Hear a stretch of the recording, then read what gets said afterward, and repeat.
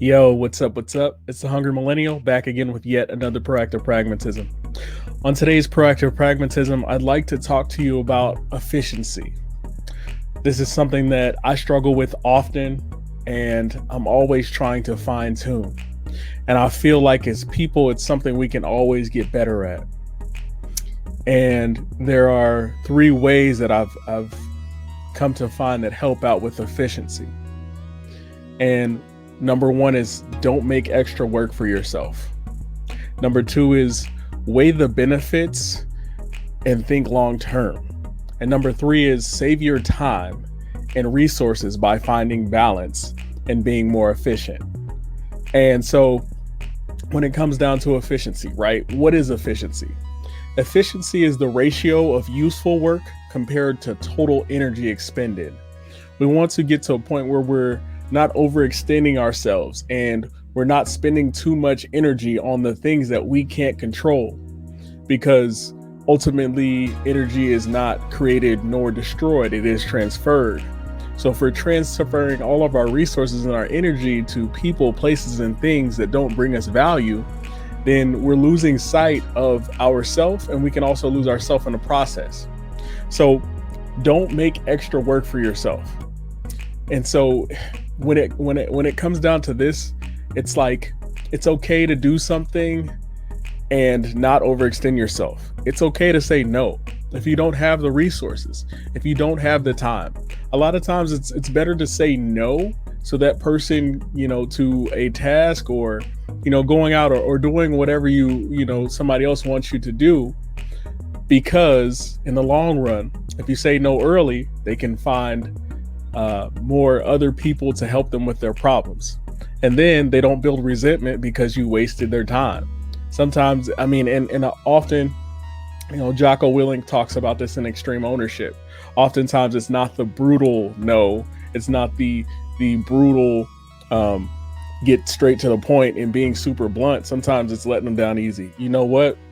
I ain't even got time for it right now, but later, if this opportunity may come up, I may or may not have time for it. But I'm gonna be honest with you right from the jump. And so be honest and stop overextending ourselves. If you know that you don't have the time, don't do it. Don't volunteer for it. And secondly, so weigh the benefits. Think long term. Sometimes if we put in the hard work and the effort now and do our due diligence today to the fine detail, later that can mean less work for us. It's like in business, if they lay a foundation of taking care of their employees, of building their product and making sure that they're bringing a solid product to market before they decide that they're going to franchise out or expand, they can save a lot more time in the long run. This also, because so a lot of organizations, they want to grow, they want to make more money, but they don't build their infrastructure to grow. And often, sometimes it's better to stick with what you know at the point in time for 5 to 10 years before you decide that you're going to expand and grow.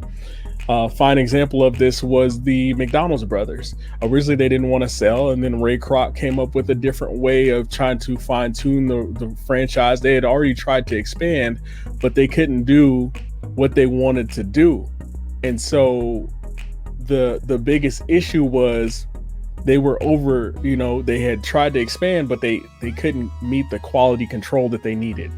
And so, this also applies to people and personnel. In my 20s, a lot of the sacrifices that I decided to go into at that time literally changed my life. And so when it came to, hitting my 30s, I had already invested into health and wellness and different routines that were going to help make me successful.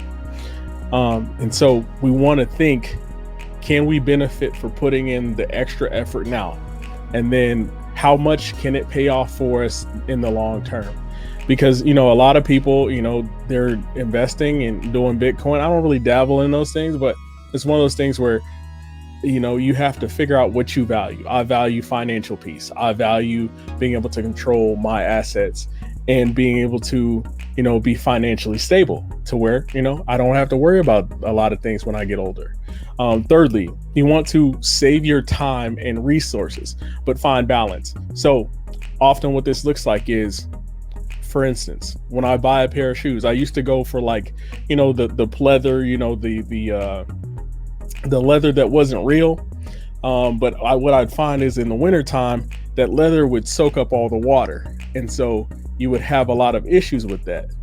And so if you decided that you were going to change that or make the adjustments, and you weren't going to get real leather, often your boots would get waterlogged, and then I'd have to send them to somebody who would have to edit them on the back, who would have to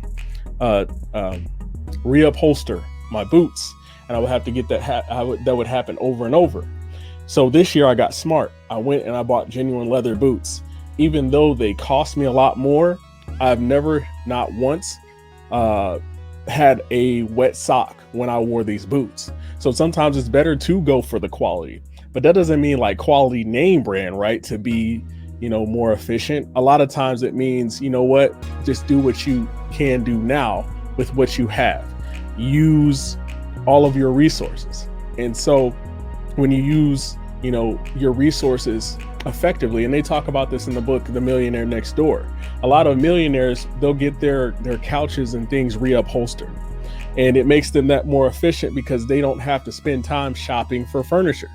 And their furniture lasts them the long haul, so they can allocate that money and those resources to investing back into themselves. A big thing that the wealthy do is they invest in themselves, their businesses, their organizations. That doesn't necessarily mean stocks.